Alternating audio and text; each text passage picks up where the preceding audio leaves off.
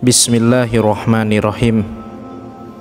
Ada 5 nasihat penting dari Rasulullah Shallallahu Alaihi Wasallam kepada kita semua, umat akhir zaman. Yang ini disampaikan kepada salah seorang sahabat yang mulia.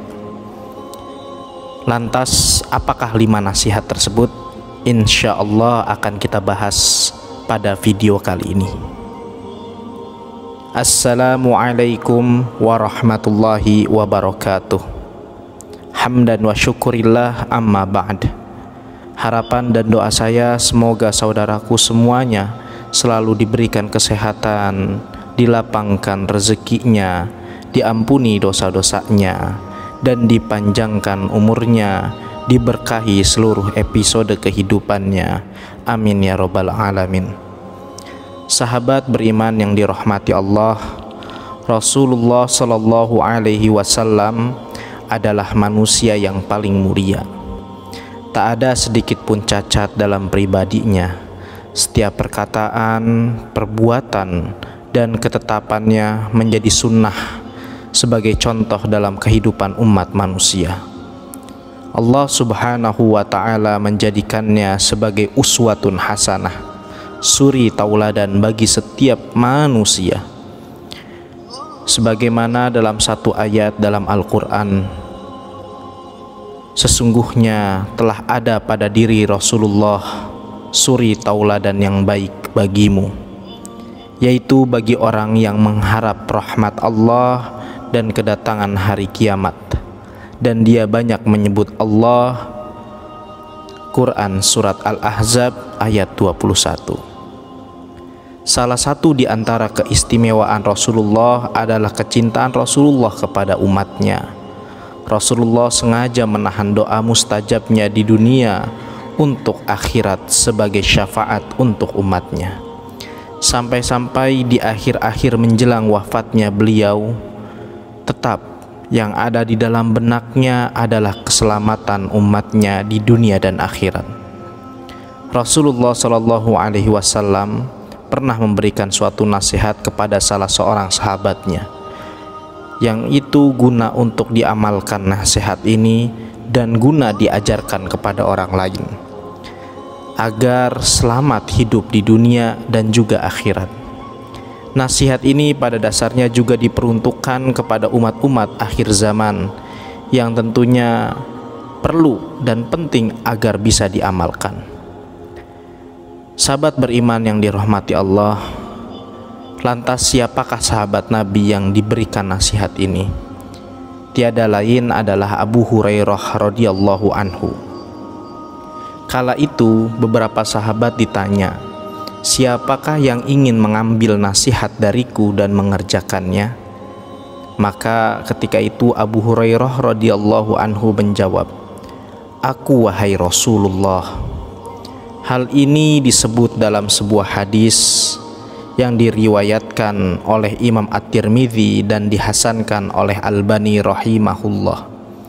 Dari Abu Hurairah radhiyallahu anhu, dia berkata, Rasulullah Shallallahu Alaihi Wasallam bersabda, siapa yang mau mengambil kalimat-kalimat ini dariku, lalu mengamalkannya atau mengajarkan pada orang yang mengamalkannya. Abu Hurairah menjawab, saya wahai Rasulullah. Kemudian Rasulullah meraih tanganku lalu menyebutkan 5 hal.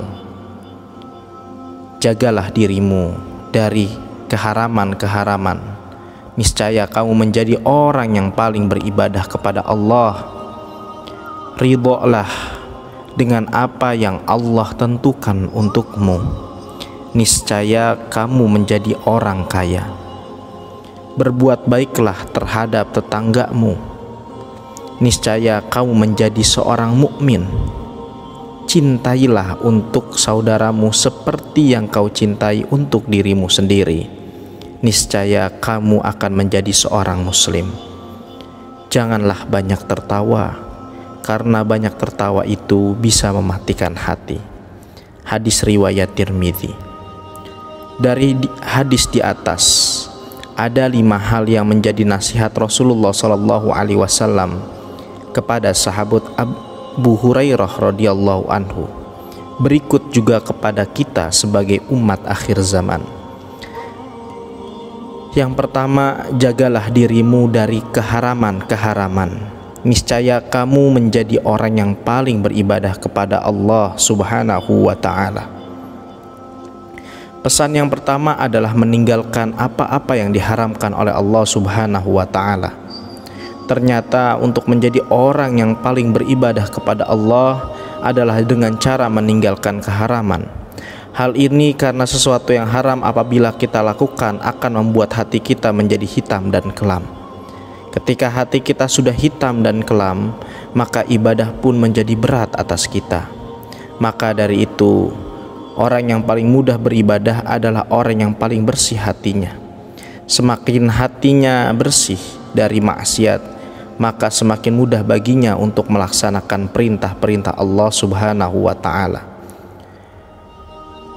Maka juga Allah Subhanahu wa ta'ala memberikan kunci agar kita dapat terhindar dari perbuatan keji dan mungkar, yaitu dengan mengerjakan berbagai perintah-perintah Allah yang telah Allah maktubkan di dalam Al-Quran. Maka sahabat beriman yang dirahmati Allah, jika seorang hamba terbiasa dengan mengerjakan keharaman-haraman, maka niscaya apa-apa yang telah dihalalkan oleh Allah Subhanahu wa ta'ala menjadi tidak nikmat, dan apa-apa yang diharamkan oleh Allah Subhanahu wa ta'ala dirasakan nikmat yang sangat, karena sudah terbiasa dengan hal-hal haram. Allah Subhanahu wa ta'ala berfirman, bacalah apa yang telah diwahyukan kepadamu, yaitu Alkitab atau Al-Quran, dan dirikanlah sholat. Sesungguhnya sholat itu mencegah dari perbuatan-perbuatan keji dan mungkar, dan sesungguhnya mengingat Allah atau sholat adalah lebih besar keutamaannya dari ibadah-ibadah yang lain, dan Allah mengetahui apa yang kamu kerjakan. Quran Surat Al-Ankabut ayat 45. Maka salah satu kewajiban yang bisa mencegah dari perbuatan-perbuatan haram adalah sholat. Dengan kita menjaga sholat kita, insya Allah akan menjaga kita dari keharaman-keharaman yang telah Allah Subhanahu wa ta'ala tetapkan. Yang kedua adalah ridholah dengan apa-apa yang telah Allah tentukan untukmu. Niscaya kamu menjadi orang yang paling kaya. Pesan selanjutnya adalah agar selalu ridho terhadap ketentuan Allah Subhanahu wa ta'ala. Tentunya kaya yang dimaksud dalam pesan Rasulullah ini bukan hanya kaya akan harta. Bahkan bisa jadi kaya harta belum tentu menjadi definisi yang Allah Subhanahu wa ta'ala maksudkan. Karena hakikat kekayaan bukanlah kaya harta, dan kekayaan sejati tidak terletak dalam harta. Akan tetapi kekayaan sejati terletak di dalam hati. Rasulullah Shallallahu Alaihi Wasallam bersabda, bukanlah kekayaan itu karena banyaknya harta, akan tetapi kekayaan itu adalah kaya hati. Hadis riwayat Ibnu Majah. Orang yang kaya hati adalah orang yang paling qanaah. Ia selalu merasa cukup dengan apa yang Allah berikan kepadanya. Orang yang kaya hati adalah orang yang tidak akan pernah merasa iri dan dengki kepada orang yang diberikan oleh Allah nikmat yang lebih darinya. Orang yang kaya hati adalah orang yang selalu bersyukur walaupun Allah berikan hal yang terkesan sedikit kepadanya. Orang yang kaya hati adalah orang yang selalu melihat ke bawah untuk urusan dunia dan melihat ke atas untuk urusan akhirat. Ridha kepada ketentuan Allah merupakan suatu keharusan, dan sesungguhnya itulah yang terbaik bagi kita semua. Allah Subhanahu wa ta'ala berfirman, boleh jadi kamu membenci sesuatu padahal ia amat baik bagimu, dan boleh jadi pula kamu menyukai sesuatu padahal ia amat buruk bagimu. Allah mengetahui sedang kamu tidak mengetahui. Quran Surat Al-Baqarah ayat 216. Yang ketiga, berbuat baiklah terhadap tetanggamu. Niscaya kamu menjadi seorang mukmin. Mukmin berarti orang yang beriman. Baiknya keimanan seorang bisa dilihat dan dirasakan oleh orang-orang yang terdekat. Dengan adanya lingkungan, Rasulullah Shallallahu Alaihi Wasallam menjadikan indikator seorang Muslim ketika ia baik kepada tetangganya.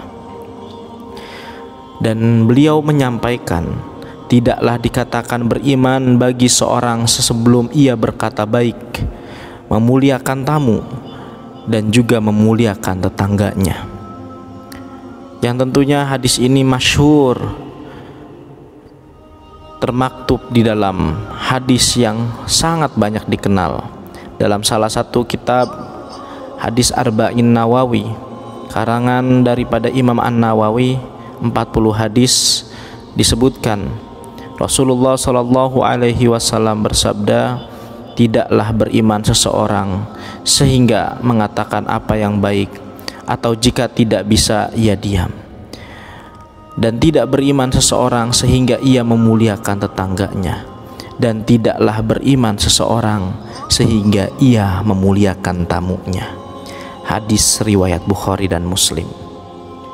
Lalu yang keempat, sahabat beriman yang dirahmati Allah, cintailah untuk saudaramu seperti kamu cintai dirimu sendiri. Niscaya kamu menjadi orang Muslim. Muslim bermakna orang yang menyelamatkan. Menjadi Muslim artinya menjadi orang yang menyelamatkan dan diselamatkan.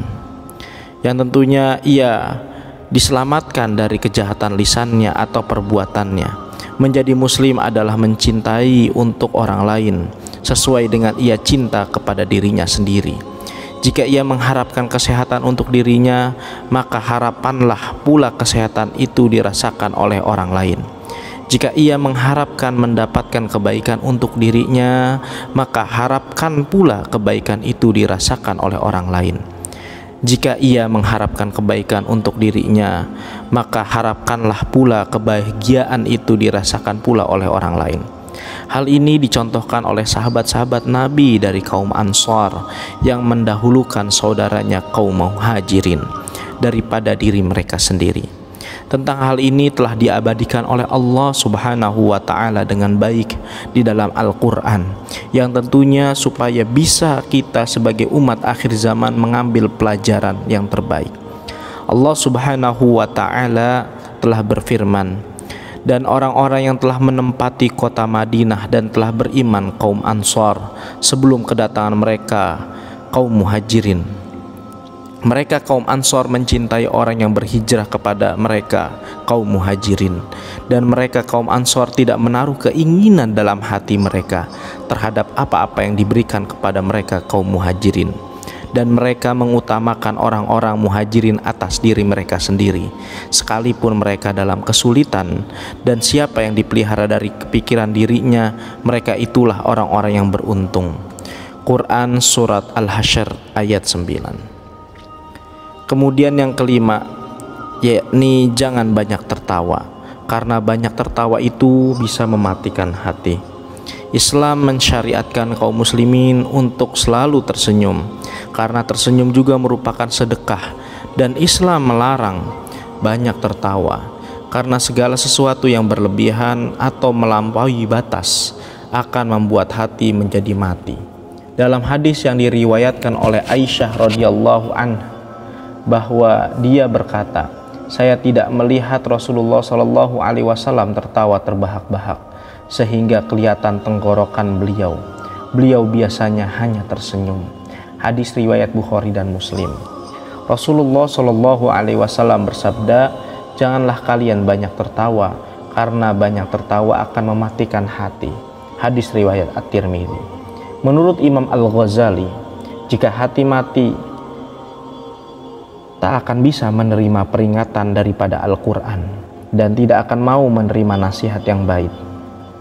Sahabat beriman yang dirahmati Allah, demikianlah nasihat yang diberikan oleh Allah, oleh Rasulullah Shallallahu Alaihi Wasallam kepada Abu Hurairah, dan tentunya ini pun kepada kita. Semoga dengan adanya video ini dapat memberikan tambahan ilmu agar menjadikan kita sebagai khair umat yang lebih baik. Amin ya rabbal alamin. Demikian yang bisa disampaikan. Nastaghfirullahu li walakum. Wassalamualaikum warahmatullahi wabarakatuh.